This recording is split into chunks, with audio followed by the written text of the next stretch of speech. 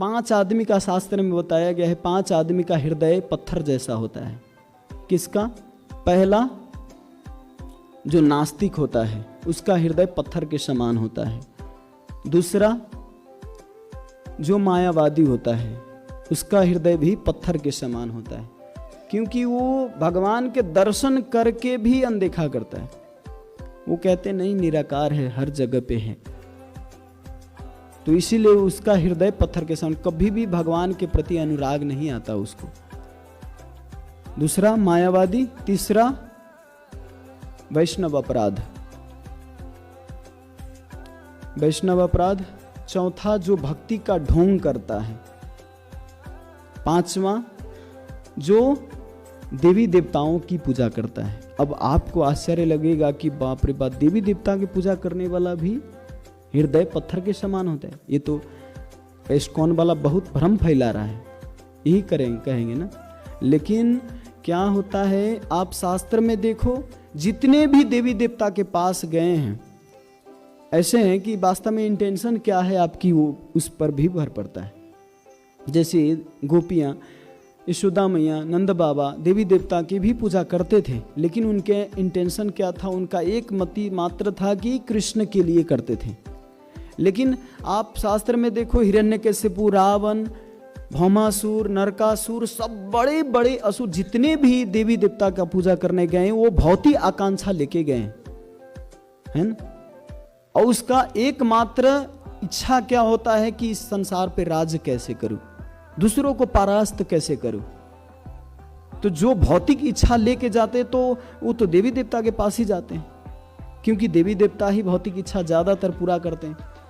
इसीलिए कहते हैं प्रभुपाद जी कि अगर कोई भोग वांछा, अगर कुछ इच्छा भी है, नहीं मांगना चाहिए भगवान से भौतिक कोई इच्छा, कोई चीज नहीं मांगना चाहिए। लेकिन अगर आपकी बहुत प्रबल इच्छा है तो फिर भी भगवान के पास आइए, देवी देवता के पास मत जाइए।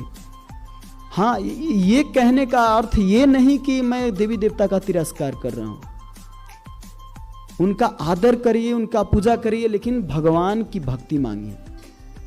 जैसे हम परिवार में रहते हैं तो पति देव से जो संबंध है वो उस पति देव का संबंध सबसे संबंध नहीं रख सकते। जो पिता एक ही है, सबको बाप बाप नहीं कह सकते, पिता नहीं कह सकते, पिता एक ही है। लेकिन चाचा, नाना, काका, बाबा, आंटी, अंटा, सबको मतलब आदर करते हैं ना, सबको आदर करने, भाई हो, छोटा हो, बड़ा हो, सबको आदर करते हैं। ऐसा थोड़ी लात मार के निकालते हैं सबको, केवल पिताजी को आदर करते हैं, नहीं, आदर सबको करते हैं, लेकिन पिताजी को केवल पिताजी। जैसे स्त्री के लिए एक पति है तो पति का ही संबंध है, दूसरा से सबको आदर करते, खिलाती हैं, पिलाती हैं, सबको रखती है, लेकिन जो संबंध पति से वो नहीं। उसी तरह हम जो संबंध भगवान से रखें, भगवान कृष्ण से, प्रभु श्री राम से, तो ये जो भी विष्णु तत्व हैं उनसे रखिए तो ये अच्छा रहेगा। लेकिन जब हम देवताओं के पास जाते, देवताओं को मतलब कोई कार्य में लगाया गया है, ऐसा नहीं कि केवल ये भौतिक इच्छा पूरा करने के लिए। अगर वहां पे जाएंगे तो आपका समझ लीजिए हृदय कठोर रहेगा, हृदय पत्थर जैसा रहेगा। अब आप डिसाइड कीजिए कि पत्थर बनाना है हृदय को कि कोमल बनाना है, भगवान की भक्ति रखना है हृदय में।